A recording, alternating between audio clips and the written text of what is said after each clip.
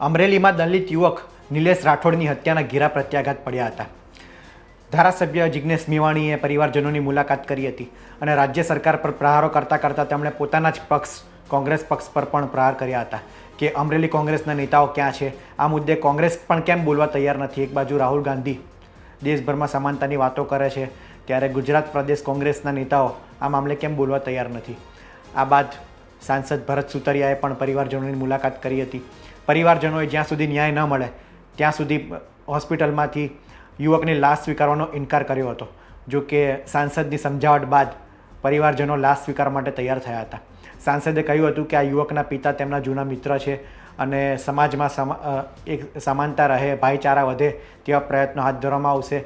અને ત્યાં સાંસદે પરિવારજનોને ન્યાયની ખાતરી આપી હતી. સમગ્ર મામલે અત્યાર સુધી 10થી વધુ લોકોની ધરપકડ થઈ ગઈ છે. માત્ર બેટા કહેવાને લઈને આ યુવકની અન્ય સમાજના વ્યક્તિ દ્વારા હત્યા કરાઈ હતી.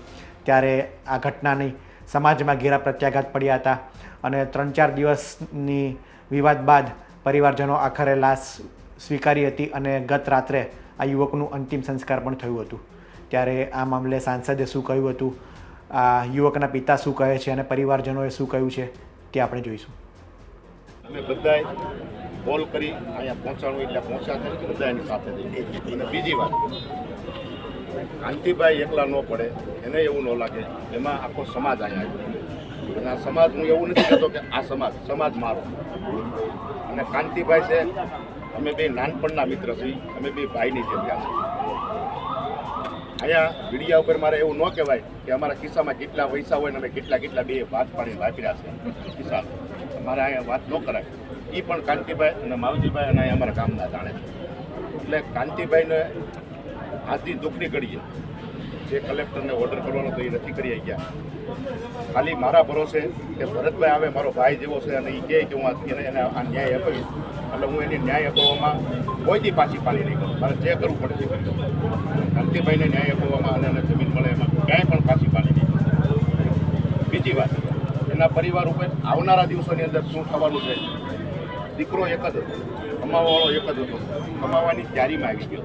15 દી પહેલાં મને એને કીધું ભરતભાઈને નોકરી ઉપર કરવાનું. અમે આ પણ બે ભાઈ ડિસ્કસ કરી અને હવે કોમ્પ્યુટર ક્લાસ પૂરો થાય એટલે નોકરી પર ચલાવવાના. અમે એ પણ ડિસ્કસ કર્યું છે, પૂછો તો. એટલે મેં કીધું ક્લાસ પૂરો થાય એટલે હવે કમાવાવાળો કોઈ નથી. મારો દીકરો ઘણો એનો દીકરો છે, હું એનો ભાઈ છું, એ મારો ભાઈ છે. એટલે આવનારા દિવસોની બે બહેનો છે. આમ તો ભાઈ નાના ભાઈ છે, એને પણ 3 દીકરી છે, બધા એનો સ્કૂલે આવી જાય. પણ મેં સંપૂર્ણ જવાબદારી દીકરીને મેં દત્તક લઈ કે હું દીકરીના 10 લાખ નગરનો ખર્ચો કરવાનો થાય ને કદાચ વધારે કરવાનો થાય ને તો પાછી પાડી નહીં કરું. અને એમાં મેં કાંતિભાઈને કીધું લખાણ દો કાંતિભાઈ કે ભરતભાઈ બોલ્યો ને એટલે જુબાન પાકી કાલ મારે વાત થઈ ને. અને એ બધા આમ માવજીભાઈ બેઠા, ભીખાભાઈ બેઠા, અમારા ગામના બેઠા. હું કોઈથી મેં મારી રાજકારણ મેં નથી કર્યું. મેં મારી જમીન વેચીને, મને રાજકારણમાં લોકો મને નહોતા દેતા કે તો જમીન વેચી નાખશો, સેવા માંગ્યો. એ સ્થિતિનો સૌ. એટલે તમારે બીજું વિશેષ મારે કાંઈ ન કહેવાનું. કાંતિભાઈને જે ન્યાય મળે એમાં હું તમે જે કહો એ રાહે હું રહેવાનો છું અને કાયમિક માટે રહેવાનું છું, એકથી પૂરતો નહીં. અને લગભગ તમારો સમાજ મને બધો ઓળખી ગયો છે. હું આમાં કેવું હોય કે આપણે કાંઈક એવું પસંદ બને વાહ લૂંટવા આવી ને એ હું નથી. તમને અગાઉની મારી ખબર છે એટલે તમે મને અહીં સાંભળ્યો અને મને અહીંયા મારું માન રાખો છો. બાકી તમને માણા હાલતો હોય ને ત્યાં તમે પારખી જાઓ. તમે બધાય સમાજને સારો છો, સમાજને ઓળખો છો સારી રીતે, સમાજને કઈ રીતે રાખો, બધા સમાજ હારે તમે સંકળાયેલા છો. એટલે તમે હું જે કહું છું એ હું વધારે તો કાંઈ નથી કહી શકતો, પણ કાંતિભાઈને તમામ પ્રકારનો તમે નથી વિચાર્યો ને એનાથી હવાયો ના મારે આપવાનો છે.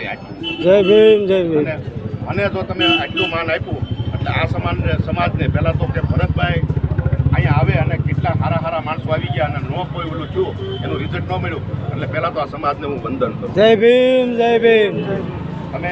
તમને નથી ખબર, તમે મારા માટે, હું કોઈ ભાજપનો કે કોંગ્રેસની વાત નથી કરતો, હું કોઈ સાંસદની વાત, હું આમ નાગરિક બનીને એનો ભાઈ બનીને આવ્યો છું. અને તમે મને એક નાના એવા માણસ, એક નાના એવા ખેડૂતને તમે મને આટલું બધું કર્યું અને મારું માન રાખ્યું છે કે હું આ સમાજને કારે નહીં. જય મારા દીકરાનું નામ નિલેશભાઈ છે. એને આજ અંતિમ જન્મદિવસની તારીખ છે, એ જ અંતિમ દિવસની તારીખ છે. આજે એને 20 વર્ષ પૂરા થાય છે. આખું ગામ શોકમાં હોય છે. આખું ગામ અંતિમ ક્રિયામાં હાજર છે. ભરતભાઈ સંસદ શીખી આદર છે. આજે નિલેશ કાંતિભાઈ રાઠોડની ડેટ થઈ ગઈ, જે 22 તારીખે 22/5 અને આજે એના મૃતદેહને ઝરેખિયા એના નિવાસ સ્થાને આજે લઈને આવ્યા છીએ. જે ફળિયામાં જે દીકરો રમીને મોટો થયો તે ફળિયામાં તમામ ગામના અને કાર્યકરો નાગરિકો બધાએ ઉપસ્થિત છે અને એની હાજરીમાં એને જે અંતિમ યાત્રા છે તે પૂર્ણ કરવાની છે. પંચતત્વમાં વિલીન થઈ ગયો છે હમણે થોડી જ વારમાં. એટલે મારું એવું કહેવું છે, અસામાજિક તત્વોનો કોઈ જાતિ કે ધર્મ હોતો નથી અને એ લોકો આતંકવાદી વિચારોના હોય છે. અને જિજ્ઞેશભાઈ મેવાણી તેમણે પણ ખૂબ પ્રયત્ન કર્યો. ભરતભાઈ સુતરિયા જે ઝરેખિયા ગામના મૂળ વતની, હાલ એમનું નિવાસસ્થાન પણ ઝરેખિયા છે.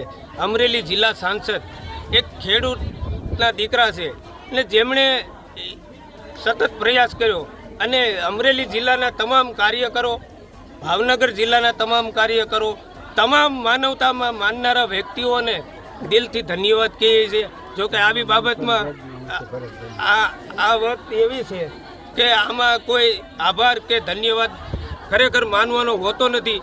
એમ છતાં પણ ઝરેખિયાના એક આમ નાગરિક તરીકે હું તમામ કાર્યકરોનો, તમામ નાગરિકોનો, જે લોકો માનવતામાં માને છે એનો ખૂબ ખૂબ આભાર માનું છું. આટલું કહીને વિરમું છું. તમે આજે મૂળ તો 4 દિવસથી આમ તો 16 તારીખની આ ઘટના ઘટી હતી અને આ જે કોઈ આવા વ્યક્તિ હોય એનો કોઈ ધર્મ હોતો નથી, બરાબર.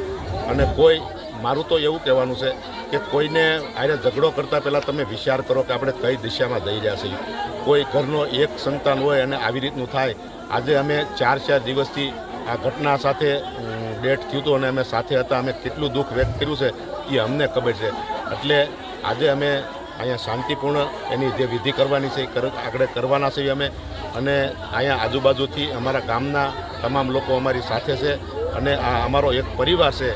એ રીતે અમે આજે આ વિધિ પૂરી કરવાના છે અને આખો પરિવાર, ગામ એટલે એક અમારો પરિવાર, એમ બધા મળી અને અમે અહીંયા આજુબાજુના ગામથી બધા આવ્યા છે અને અન્ય સમાજના પણ લોકો આવ્યા છે. જોકે સમસ્ત ગામ તો છે જ, પણ આજુબાજુથી બધા આવ્યા છે, જેને ખબર પડી. અને અમારે નિલેશભાઈ છે એ એક એવો વ્યક્તિ હતો કે ગામની અંદર 100માં માણસ પૂછાય એવો વ્યક્તિ હતો. એના પપ્પા પણ એ ટાઈપના જીવન જીવી ગયા છે. એટલે આજ અમને દુઃખ બહુ છે. પણ હવે જે કુદરતે અને જે આ લોકો નિરાધમોને ખબર નહોતી કે આ શું કરી રહ્યા છે તે લોકોને તો આપણે શું કહીએ છીએ. પણ અમે અમારી સરકારી વ્યવસ્થા જે થાય એને સજા થાય તે બધું અમે કરી દીધું છે.